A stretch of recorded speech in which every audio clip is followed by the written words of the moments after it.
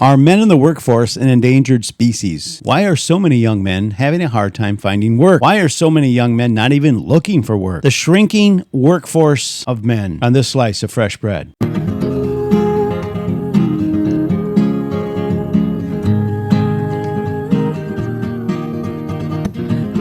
Welcome to Fresh Bread, a podcast ministry of Grace Bible Church, Gainesville, with Pastor Brandon and Pastor Keith. Well, thanks for clicking on Fresh Bread, where we're bringing the truth of God's Word to a starving world. Fresh Bread Podcast 151. And today what we're going to do is we're going to look at, are men in the workforce an endangered species? Why are so many young men having a hard time finding work, or why are they not even looking for work? Men in the workforce. They are shrinking. In fact, it's hit at a historic all-time low. It hasn't been this low since 1948, with men not in the workforce. American men are not working or looking for work. It seems to be an epidemic. So what's going on out there? Pastor Brandon, what is going on? By the way, I'm Pastor Keith. He's Pastor Brandon. We're going to dig into this. We're going to wrestle with this issue today. So Pastor Brandon, what do you think is going on with keeping young men, I guess is it just young men or all men, out of the workforce? What's going on? Yeah, there's a lot of issues. It's not just one thing. It's not something I can just go, well, this one thing, if this would be changed, then it would be fixed. There's a lot of different things going on. A lot of from pornography and gaming and some of the stuff that men sort of gravitate toward, that's taking them kind of out of things and causing them to really kind of put things in neutral in their lives, and they're not as aggressive to get things done and do things. And so, there's that. There's also the challenges of, college, that colleges are not bent toward males. It's more set up for females. And so it's more challenging for the men. Falling testosterone, the levels is I think contributing to the issue. The DEI is contributing to the issue, especially when you're talking about white men, which has been the biggest demographic group that's been hit in all this. So, there's just a myriad of issues that I think are impacting men in general, but inordinately in terms of a demographic group, white men are the ones that are being affected the most, and young white men, Gen Z, I guess, that group has been affected, and COVID didn't help either. There was this big gap, and during COVID, where we all stayed home, and all that happened, and so there's just a lot of different things that have been piling up against men in general. And, we can discuss some of those things in specific. Yeah, I was thinking we should tackle these maybe one at a time. I was just thinking the old saying used to be, it's a man's world, but should it be changed to now it's a woman's world? Because are women now starting to step into more jobs? Or is it just, do you think it's just these jobs that are opening up? Like you said 90% are going to women. Are they like in healthcare and education and things that women tend to gravitate to in the first place? Yeah, you're mentioning an article that we read, or that was put out, that of all the jobs that were created, I think last quarter, 90% of them went to women. And I think part of that is because a lot of the jobs, the sector that's growing the most is healthcare. So, women tend to be, kind of go into healthcare. That's historically true. And so that those jobs have been, healthcare has been expanding. And part of the reason why healthcare is expanding is because the baby boomers are coming to retirement age. Well, they've been coming to retirement age, and now they're getting, the older baby boomers are getting, even older now, and are definitely closer to, needing more health care. And so the need has expanded. Therefore, the need for people going into it has expanded, and women have been hired historically more into that as well. So I think that's probably the main driver of why 90% of the jobs went to women. There's other drivers as well, that you have companies that are hiring, but they're hiring because there's been this DEI idea. They're not hiring. First, they want to hire women, and then you get into favored groups that that if you are Black, or if you are homosexual or transgender, or those people have been getting the kind of the nod over cis white males. That's the that's the kind of the deal. What's going on, in terms of companies. So it's, there's a combination of things going on. But yes, overall, I think that healthcare is growing and women are getting in there as well. So is it the jobs that men usually used to have, like construction and I don't know what else, office, office stuff? Can we look at the construction stuff as our not like we have a lot of immigrants coming in, and are they doing most of that construction stuff that guys used to do, and mechanics, and like I'm just thinking of guy jobs like the old. Well, yeah. Well, I think it's double. There's two things that are going on there, at least two things. You mentioned immigration and even illegal immigration, and I think that has had an impact on some jobs. But I think also for the past 50 years, there's been a real big push on everybody getting a college education. And so a lot of these young men, instead of going to a trade and learning how to, be an electrician or be a plumber or be a mechanic or do HVAC, those trades that are predominantly men, but they're not training for those things because they've been pushed in school to go to college, and so they're spending all this money on a degree that really, and now they're in direct competition with women for those jobs, and women are beating them because women are better set up, in terms of how we do college education or just education in general. And so yeah, I mean, those jobs are still available. As a matter of fact, I think I saw, like Ford came out and said that they were, I forget how many technicians, it was, hundreds of thousands of technicians that they needed of jobs that needed to be filled. And so those jobs are still available. Mike Rowe has made a career out of identifying those things and trying to get young men to move toward, going into the trades. And his organization actually helps young men with tuition, in terms of, if they want to go into those trades. So yes, those jobs are historically men's jobs, but that goes back to, and also part of the issue too is that, we have a generation that has been sort of set aside and they men in general gravitate to some of these things that that they shouldn't be gravitating to. I mean, like gaming and pornography and just basically disengaging from the world because of these things. And so it is an odd phenomena that I see it with my own boys and that they're not as when I was that age. What I wanted to do is find a wife, get married, and have kids. I don't know why that was my dream. I mean, what I wanted to do. I wanted a good job and I wanted to succeed and once I had that job, I wanted to find a wife. And that was my push, but it doesn't seem like young men are in that position anymore. And part of that is because I want to say there was a statistic I saw where only 10% of women under 30 are getting married. I think that's what it was. I mean, it's a low percentage of women that are getting married before 30. So if you think about it, men are generally older than women when they marry. So, maybe 3, 4, 5, 6 years older in general.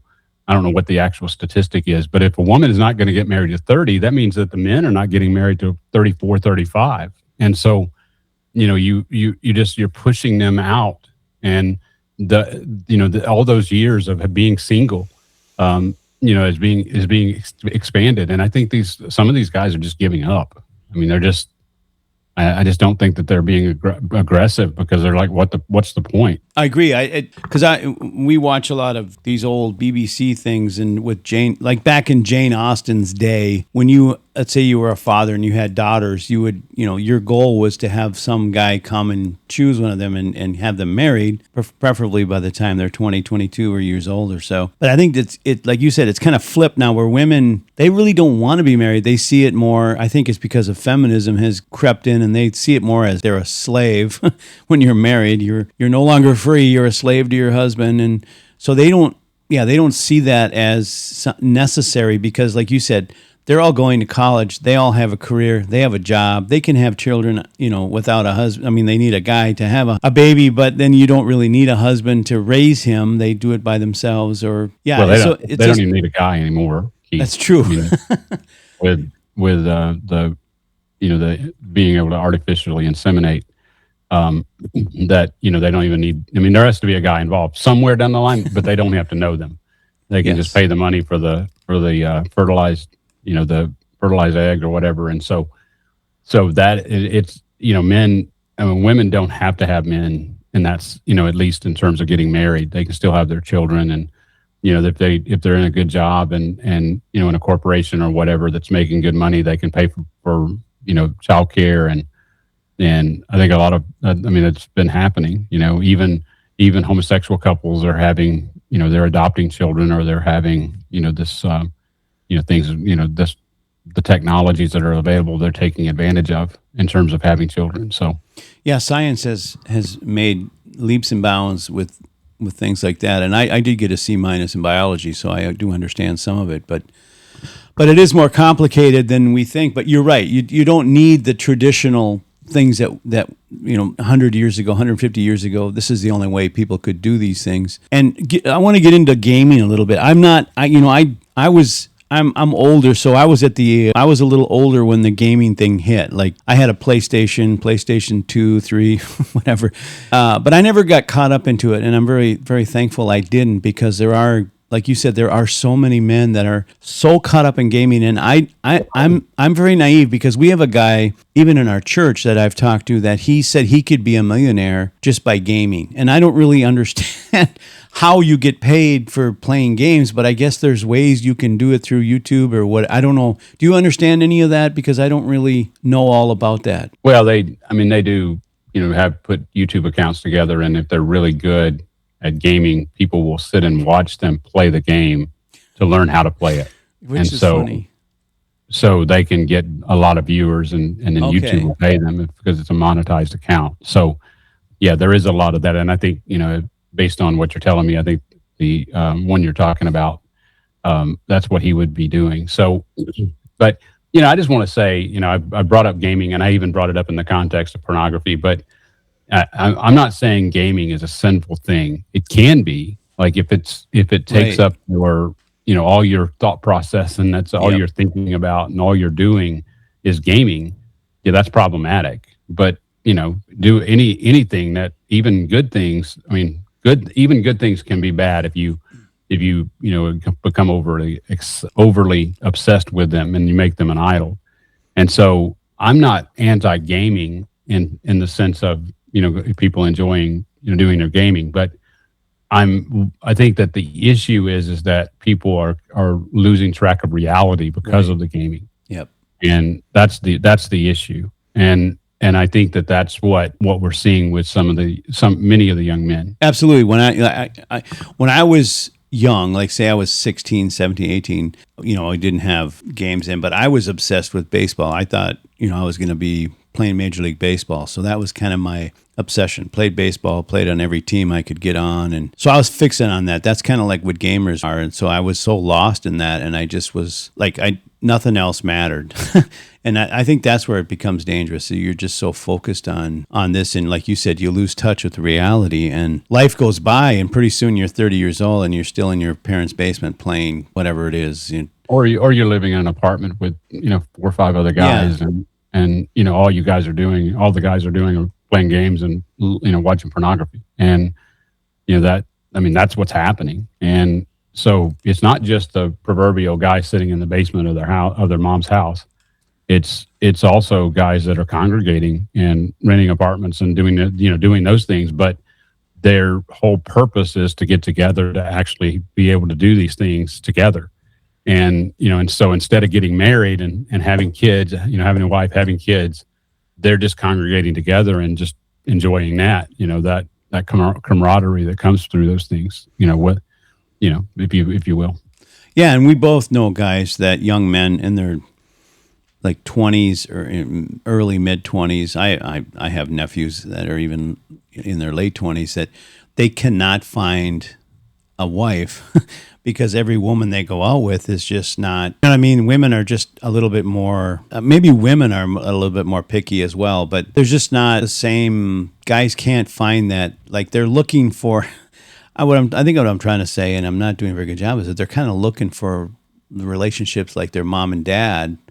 And I don't think it's really hard to find that. I guess you have to go to a church in order to really find a good Christian girl who is, willing to, submit and live in marriage like that, because otherwise even a conservative girl, which is what, we would recommend, sometimes they even are hard to, it's difficult to marry them because they're so focused on their career and their it's lives. even in churches, so even in solid churches, we definitely see that phenomena where, if you ask a parent, parents what they want for their daughters, and the first thing they're going to say is we want to make sure they get a college education. Well, you get a college education, and I'm not against those things. Both my daughters have college education, so.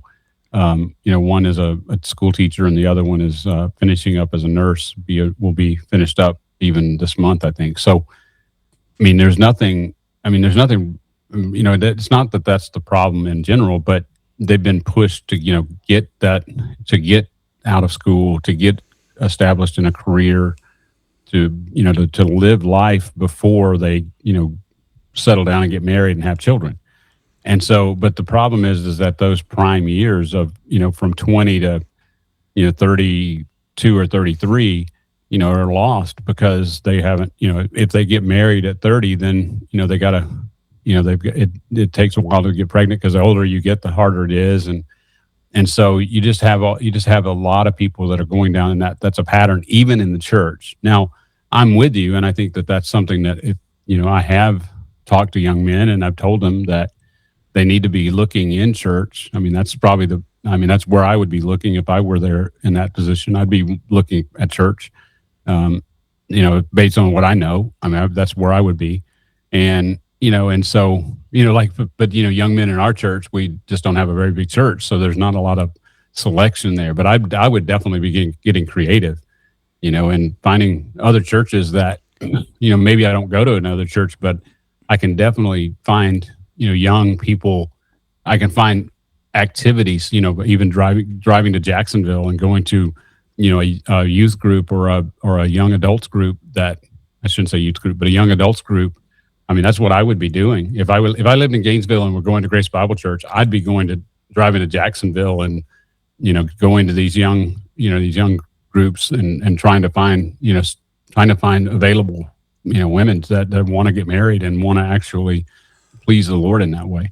Wasn't it back in the day? I don't know if it was when you were in college, but wasn't that kind of why guys and girls go to college? Is another reason is because maybe you'll find your wife, right? Yeah, back in the day, it was the MRS degree. So what's that? It was the MRS degree. What does that mean? Marriage, Mrs.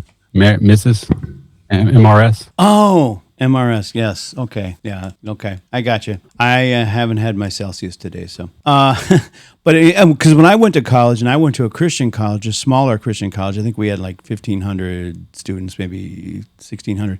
It was like 60% men, 40% women, and everyone was joking like, you're, take your pick. You look for a good girl and. It's just funny how that, but I think what you were saying now, it's almost 70% women, 30% men. And I think the 30% of the men are there to play football and basketball and baseball and hockey. And they're there getting paid to, maybe, I don't know if that's true, but that's kind of what it seems like now.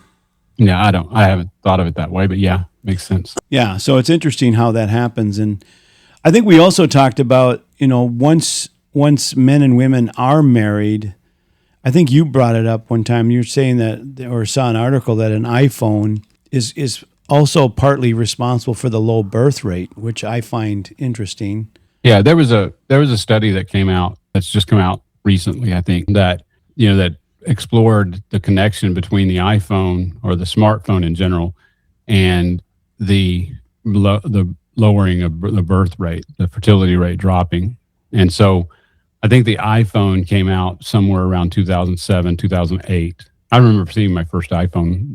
It was a guy that worked for me, and he showed it to me, and he was flipping the screen around, and it was kind of weird at the time.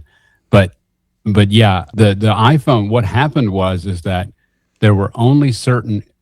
So the iPhone had a exclusive in the first 3 or 4 years with AT&T.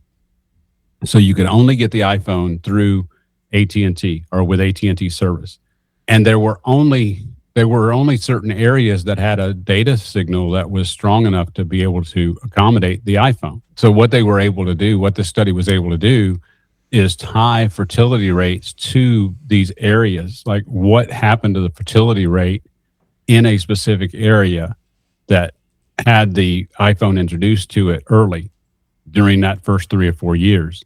And so what they found is that the authors of the paper estimate the iPhone explains about 33 to 52% of the fertility decline among women 15 to 44. And so yeah, I mean that has become a real challenge. And part of it is that these people are these young men and women, but young men they're drawn to these things. And so because you have online entertainment, you have online gaming, you have pornography. I mean, all these things are available on their screens, and so it's pulling away from real world relationships. I think is what's happening. That instead of engaging with the opposite sex in a social situation, they're on the iPhone, and they're on social media. They're on, they're doing all these things. Online entertainment. They're nowadays a big thing is becoming gambling. They're gambling on their phones, and so. That it's just competing for their attention, and so they're no longer actually going out and actually having a social life. I think is what's happening, and this research and how that the phenomena of having an iPhone and only available in certain areas and being able to make comparisons, they were able to kind of say, okay, well this has contributed to this much of the fertility decline in this period of time.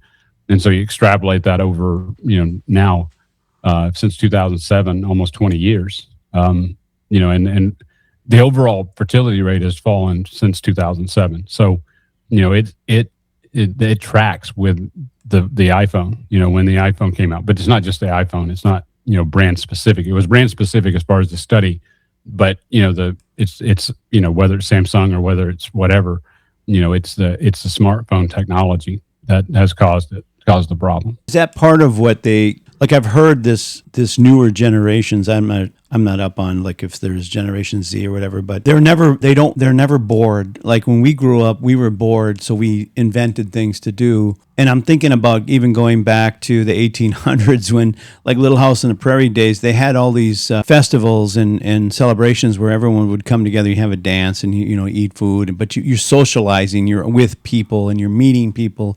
Young men were meeting young girls and vice versa. But nowadays, you don't really need that. Like you said, there is no social interaction because you have a phone. You take it out and you can see that there's not a lot of interaction between people anymore, even on a bus or people barely know their neighbors anymore. So I guess you would assume that, yeah, of course it would carry into marriage.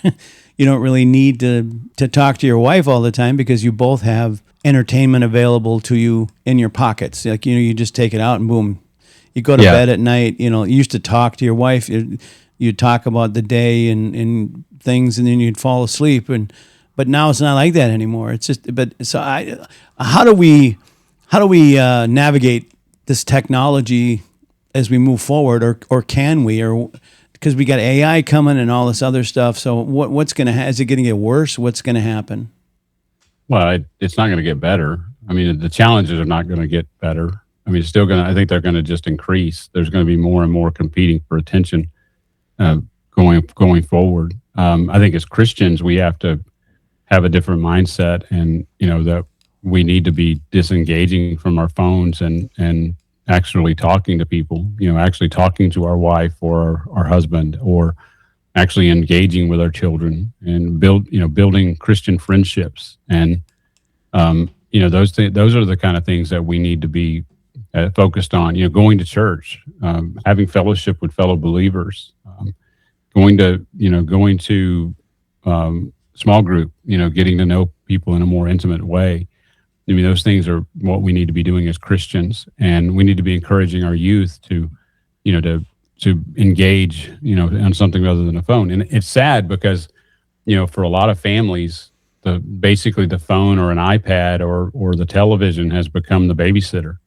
They just sit their kids down in front of those things and they just sit for hours and just mindlessly scroll through things. And so, they, like you mentioned, I mean, they're not going outside playing. They're not, when I was young, we were all over the map, and and I was, we rode bicycles, and I was, fixing bicycles, and then over time it became small engines, and over time then it became my truck, and I working on that, and that was sort of the things that we did back then. You went swimming, you went you went on a rope swing, those kind of things. And nowadays it's just not, people aren't doing that as much, and in general. And so a lot of that interaction is not happening anymore, which actually, you think about it, and even talking about the trades, and young men are not necessarily learning how to do things before, when they're teenagers, because they're stuck on their phone, and it's become such a big thing. They're sitting on the couch on their phone, and they're not getting out and putting hands on a car and dealing with a car, and kids are not even driving as much. Like, it's not even that as important. When I was young, that's the first thing. Boy, when I could get a license, I had my license. I had my license at 14 and could drive. I was driving well before I was 16. And, when I was 16, it was like, okay, now I'm free. That was my car, my truck, or whatever I had. It was freedom. Like, it allowed me to go and do things, and not have to be tied to home. And so nowadays kids are just not as driven that way. You're right. Yeah. I started driving illegally when I was 10. So I know kids, they don't do that anymore. Part of the issue is because, it is there is a liability factor that goes into that as well. Because, I mean, when you have teenage drivers, they're more likely to have an accident, and insurance companies know that. And, it becomes a bigger liability.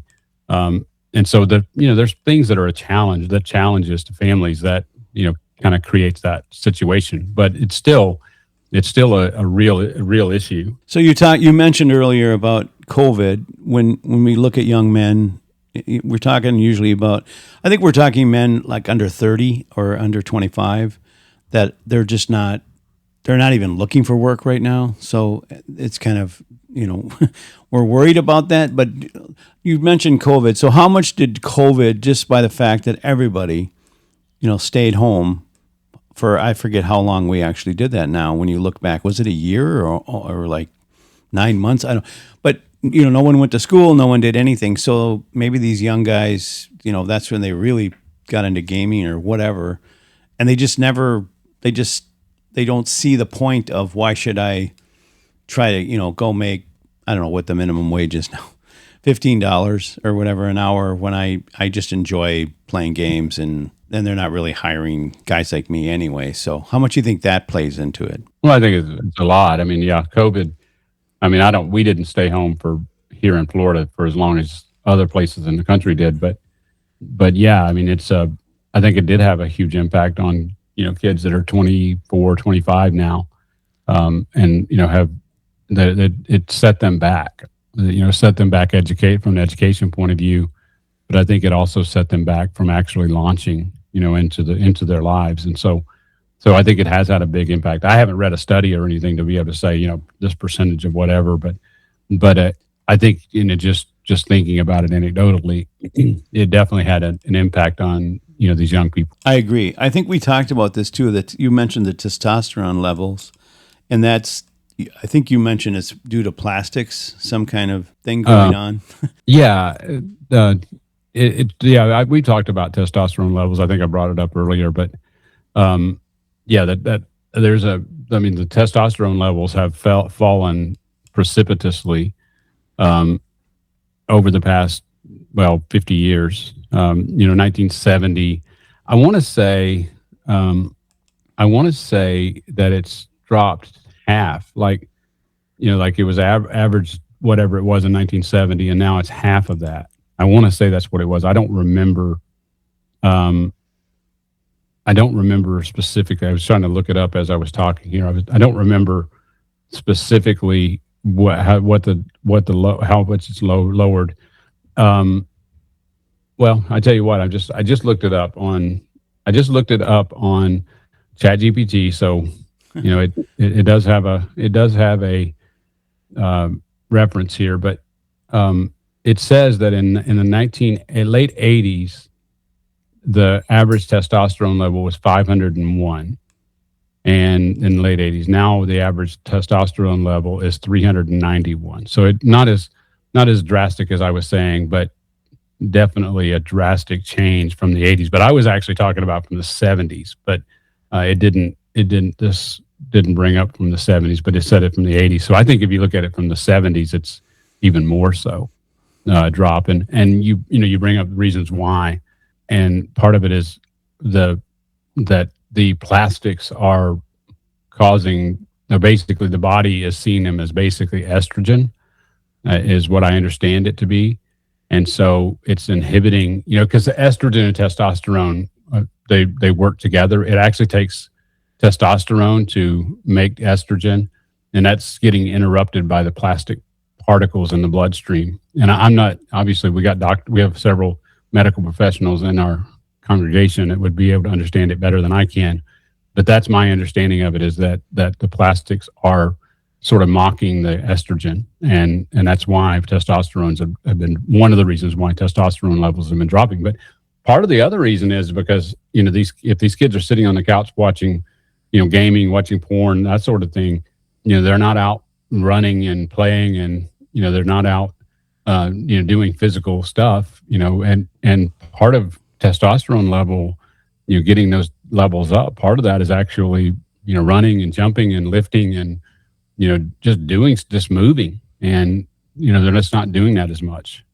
I was going to ask you, is this a concern? And because it's kind of bothered me, but I don't know if it's, just me, because I'm kind of a curmudgeon, but you have young boys, let's say they're in their 14, 15, 16, 17-year-old range, like high school almost, but they have posters in their bedroom of Taylor Swift, Caitlin Clark, Greta Thunberg. Like, those are their heroes. When we were guys, we kind of looked up to guys like, people, they talk about Mickey Mantle, or going back to in the day, or some kind of sports guy, Dan Marino, or whoever it was. But it seems like young boys now are almost idolizing women. Like WNBA is kind of picking up momentum with guys or young boys, and I don't know if that's a concern, or if that's part of the. Well, that's true. It is a concern. I mean, it's just odd. If you're a young man and you're looking up, and your hero is now, women. I mean, it's a problem. I mean, it is, because who do you learn how to be a man from? That's kind of what I'm thinking. Yeah. Not that some of these people are the greatest role models, but that you brought up, but it's still, a masculine presence. And, and it's also, I mean, you're seeing, with divorce rates and all the things, people, not getting married, the stuff that's happening with marriage itself, you have less fathers in the home. And that's also part of what's happening. And so there's a feminization of young men because of that. And so there's that, my theory is then that kind of causes young men to step back and let women lead, and they follow women. Like I was just thinking, when you look at like a lot of the movements that have happened, Black Lives Matters were led by two women, and a lot of the protests that we see against ICE and stuff are led by women. It's just women are sort of like taking over the leadership roles. Like we even look at mayors and governors, and I mean, we had Kamala Harris run for president. I mean, women are really making inroads into positions where men used to lead, but men sort of, young men especially, I think, have looked at this and they pull back and they say, okay, women will lead. I will follow women. And I don't think that's the way God designed it. I think there needs to be men, and especially when you look at school boards, it's mostly all women. And there should be a little bit of mixture between men and women together leading. But I don't know if that could be a phase. That's just my theory, and I'm not a psychiatrist, and I don't play one on television, or I'm not a doctor. But to me, that seems like something that I have noticed more and more as time has gone forward, is that men young men tend to like. I was talking to my nephew one time, and we were talking about even women pastors, and he was asking me that question, and I said, well, men are to be pastors, and he said that's really sexist. Like the things they're taught in school it's working on them. Oh yeah, yeah. I mean, the Southern Baptists just went through they just had their convention, and that was one of the questions that they were dealing with is whether or not what to do with churches that are in the Southern Baptist Convention and are allowing having female pastors. How do you deal with that? And that was one of the proposals on the board. Thankfully, I think I'm not a big Southern Baptist guy, but my understanding is that they passed a resolution or whatever it was called that allowed or doesn't allow women to be pastors within the Southern Baptist Convention. And so, but it's a battle, and it's not a battle that's over. Like they're not going to just go away just because they lost this battle. It's going to continue. So we see it even at churches that's happening, and it makes sense because people are just bringing those things from the world into the church, and it's been several decades where we've seen a decline in men in the workforce, and you're just seeing that same thing that's cropping up in churches as well. I'm just trying to think.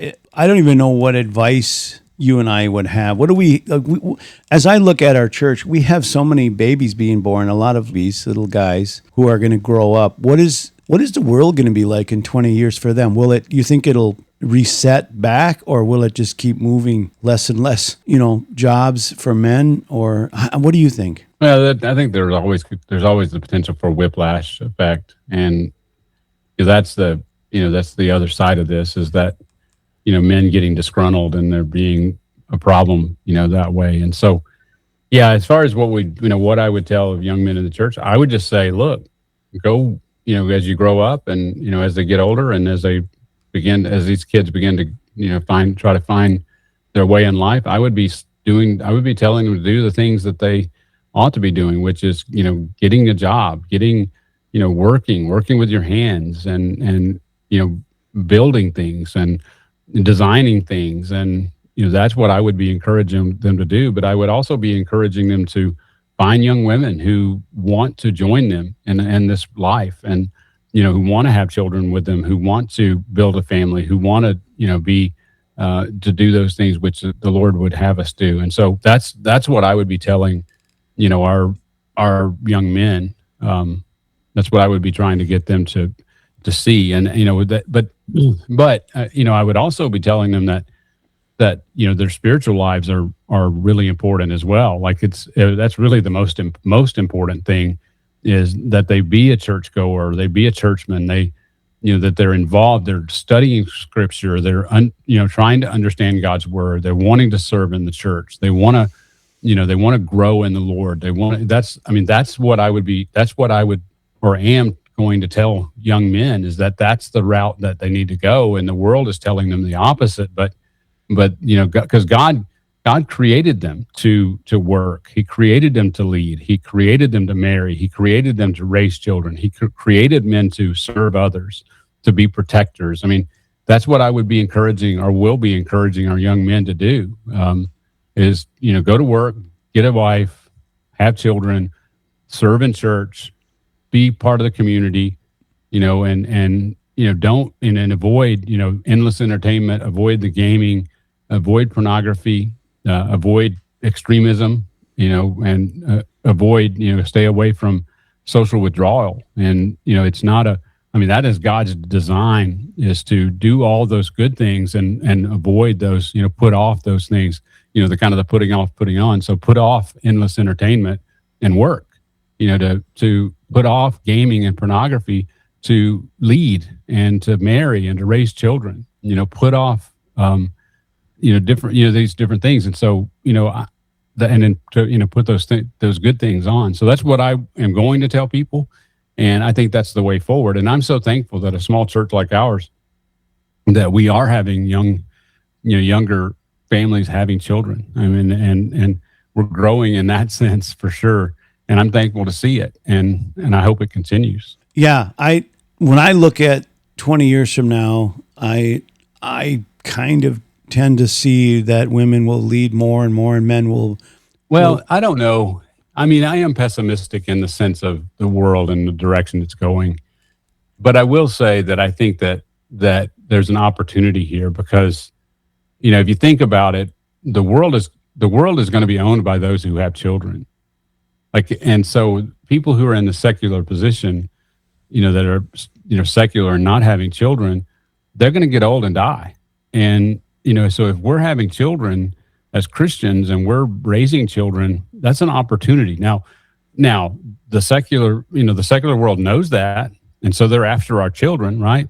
And so if you send them to school, to a public school, then and understand they want your children because they're not having their own children. So they need your children. And so that's again, I'm a big advocate for homeschooling and for, Christian schools that are solid.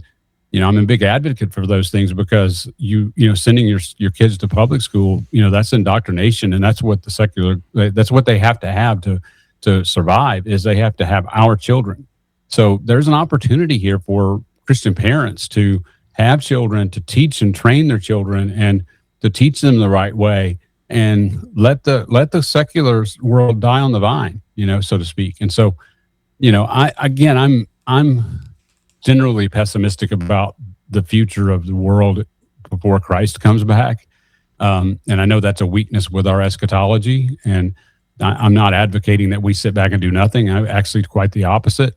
I still think we have a responsibility to work and to do the things and not just sit on our laurels and do nothing. And so, to help the future generations and all that. And so I think there's an opportunity there. And, while I think that in general things are going to go from bad to worse, that doesn't mean that there can't be pockets of upswings. And so yeah, I mean, that's kind of where I'm at. Yeah, I agree. What I was saying is that I don't think you can. I think once the genie is out of the bottle, you can't put him back in. So I think when we're looking at the way the world is going, it's not going to. I don't think it's going to go back. I think it's going to keep moving in the direction it is. But that doesn't mean that as believers, we continue to live out our lives in faith and trusting God. And like you said, we do everything you said. But it is interesting that I never thought growing up that as a Christian, I became a Christian, I think, solidly when I was maybe 23, 24. But I never thought because I always thought like Amish people were so weird, like all these little pockets of these weird, Amish people. But it looks like as we move forward 20 years, just looking 20 years in the future, that Christians will look like Amish. They will eventually look like that because they're going to be so different than the world. We're going to continue on with what we believe and what the Bible says. And so that's going to even be more and more foreign to the world. As the world moves in that direction, we're moving this direction, and we're going to move farther and farther apart. So we will look kind of strange. We will look like pilgrims with the big hat and the big buckles and to the world. But it's a good look it was a good look for Elvis. It'll be a good look for us. So we're happy about that. No, but that's my thought, and I'm very optimistic. You know that, even though you call me ER. I just really think that the world is just, it's wrong in what they're doing, and they're doing everything the opposite of what God has designed, and it's on purpose. I believe marriage is being corrupted, schools are being corrupted, education's corrupted, our government is corrupted, our courts are corrupted, everything's been corrupted, and I don't know. I think only Jesus coming back will uncorrupt it. But I think that as Christians, we do have our circle of influence within our own families, within our churches, even within our communities, and I think we need to continue to have that, to exert that influence from a Christian point of view, from having Christian values. And I think there will be pockets of, where people thrive, in those communities. And so it's not all like we can't just sit back and do nothing, and we have to really focus on the future and understand that understand that really the future is our children, and we need to be training them. We need to be guiding them, and we need to make sure the world is not getting a hold of them and trying to hold on to our children. And so, because like I say, the secular people are not having, they're not having very many children. And so the baby boom that we've had the mini baby boom that we've had in our church is not happening in general in the general society. And so we need to take advantage of that. And as these children get older, we need to be making sure that we're pouring into them. So you kind of addressed everything already, but I just saying, if I'm a young man, say I'm 21 years old and I'm not really looking for work, I'm kind of sitting on the couch, what would you say to me? What should I do? Yeah, get off the couch. But I've applied at a few places, and they just aren't hiring young white men. Well, find a career path that they are hiring. So you think I like carpentry or like electrician or something like that? Mechanic? Yeah, mechanics, HVAC, electrician. I mean, those are things that are, because we haven't even talked about AI and the impact that AI is going to have on some of these jobs. And so the jobs that are going to be basically safe from AI are the ones that, are hands-on. And, I know that's not going to always be the case based on the direction things are going, but at least for the next, decade, that seems to be the case. And, that your job's going to be safer if you actually know how to do something with your hands. And so I would tell them to get off the couch and go find a job doing something, that's, building and designing and all the things that men should be doing. So do you think that I should start working on these data centers, start being in construction on that? Well, I mean, that's going to be part of the jobs that are available. I mean, I don't know the answer to that. What if I don't want dirty hands? What if I don't want my hands to get dirty? Well, then you're kind of like a woman, but. Oh man, you say that right in front of my Taylor Swift poster.